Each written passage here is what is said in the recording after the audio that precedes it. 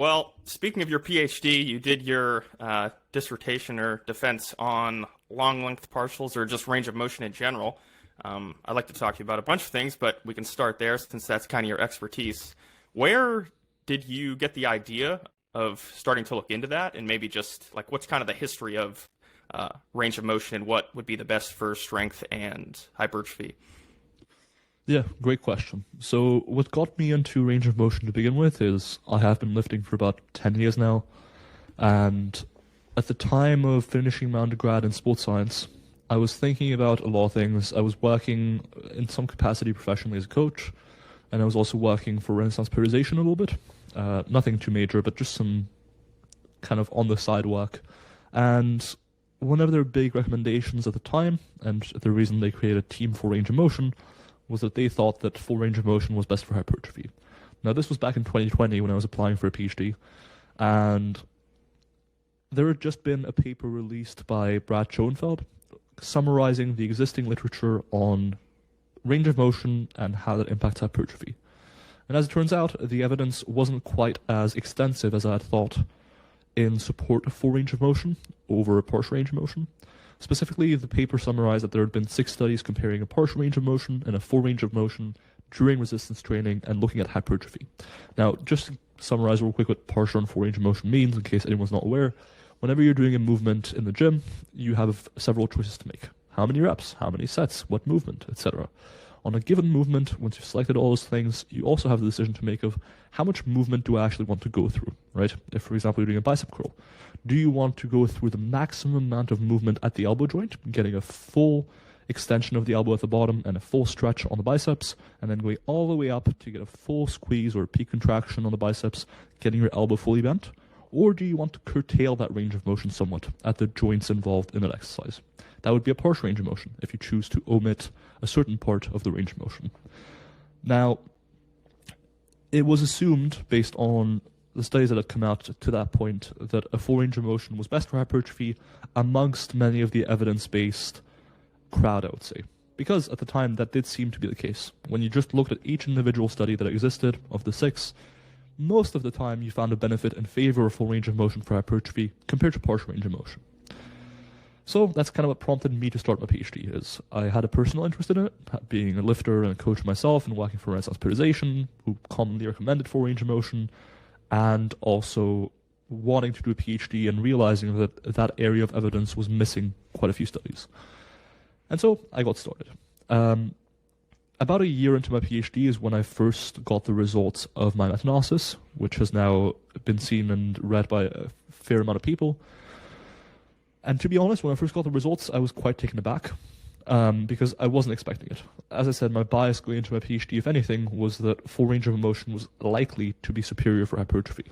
And so when I got the results and found a few things, that kind of took me aback. I was just surprised. And I remember messaging a client, for example, saying, this can't be right. Like something ain't right here. Like I wasn't expecting these results, and taking a few days to digest it.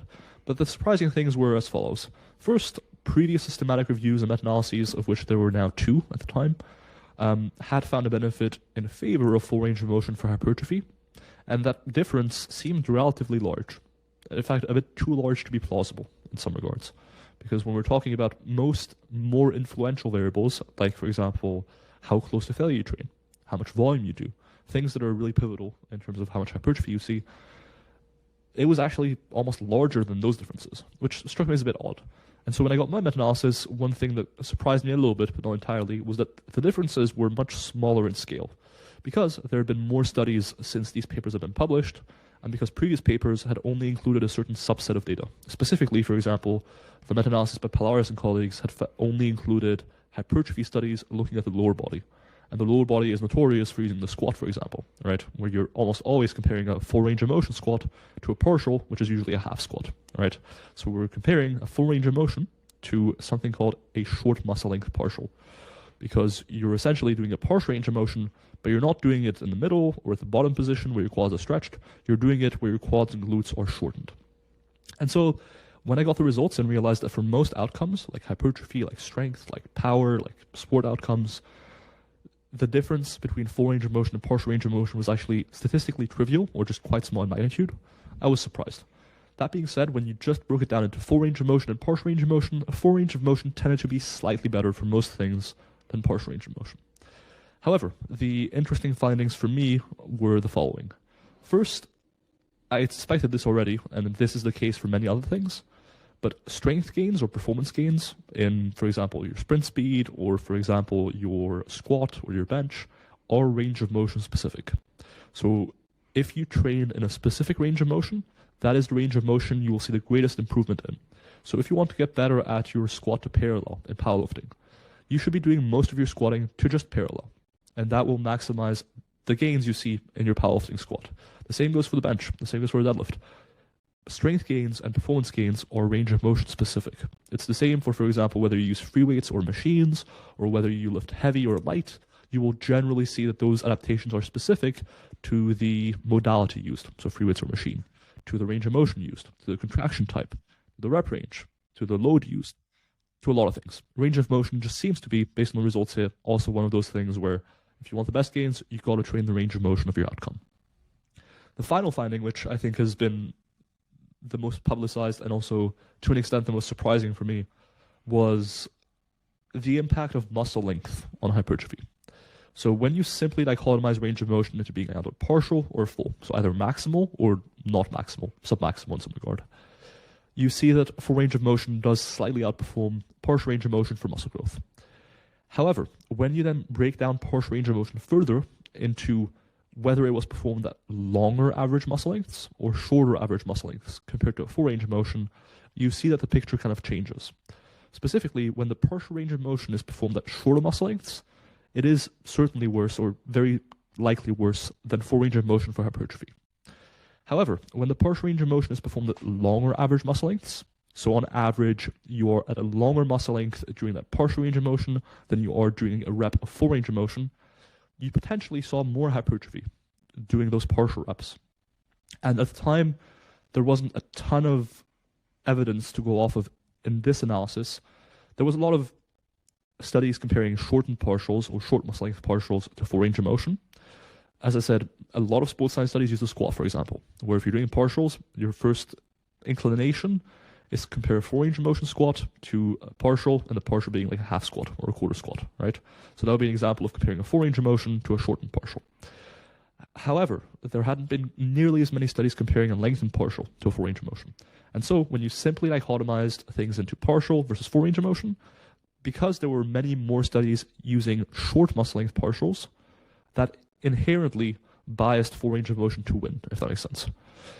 So there were only 3 studies at the time comparing lengthened partials to full range of motion and looking at hypertrophy. So not a ton of data to go off of, which meant that I kind of had to look at the broader evidence to see whether or not there might be a precedent for this sort of thing, or whether there's a broader principle at play that is also evident in other bodies of evidence. And it turned out to be the case. So we have now about 9 studies comparing, for example, the same range of motion, the same partial range of motion, simply performed at different muscle lengths. So for example, one study used the leg curl. When you're doing a leg curl, you could either do it on a seated leg curl machine or on a lying leg curl machine. Because the hamstrings also insert at the hip, if you're seated, your hamstrings are more lengthened. If you're lying down, like on a lying leg curl, your hamstrings are more shortened. And so in this study, for example, the range of motion at the knee was the same. So I think they performed 90 degrees of knee flexion. However, the muscle length was different because one used a seated leg curl and one used a lying leg curl. And there have been about 9 studies using a similar design now. And across those 9 studies, 8 have found a benefit in favor of longer muscle length partials over shorter muscle length partials. Likewise, in the isometric training literature, there are now 5 studies comparing short muscle length isometrics to longer muscle length isometrics. And isometrics, for anyone who's not clear, are just contractions where muscle length isn't changing. Kind of like a wall sit, for example, where you're not really moving, you're just contracting and staying at a consistent muscle length. And when you compare short muscle length isometrics to long muscle length isometrics, you again consistently see that long muscle length isometrics seem better for hypertrophy. And so when you add that to the idea that full range of motion is also better than short muscle length partials, right? And that long muscle length partials are potentially better than full range of motion, the broad principle across like 4 bodies of evidence that long muscle length training is probably better for growth than short muscle length training seemed extremely consistent across about 20 or 25 studies now. And in fact, Since the publication of this meta-analysis, there have been 2 more studies, so there were 3 before, there are now 5, comparing lengthened partials to a full range of motion and measuring hypertrophy. Now, one of those 2 new studies has not been published. It has only been presented at a conference. The other one has been published, but we now have 5 studies. Out of those 5 studies comparing lengthened partials to a full range of motion, 4 have found a benefit in terms of hypertrophy to using lengthened partials, and 1 has found no difference. So it seems likely at this point that at least within these studies, in the context of the population studied, the muscle groups and what have you, it's quite likely that lengthened partials lead to more growth in full range of motion. Or at the very least, it won't lead to worse growth. That seems overwhelmingly likely. Hey, if you like that, you can go check out my full conversation with Dr. Wolf once it's posted.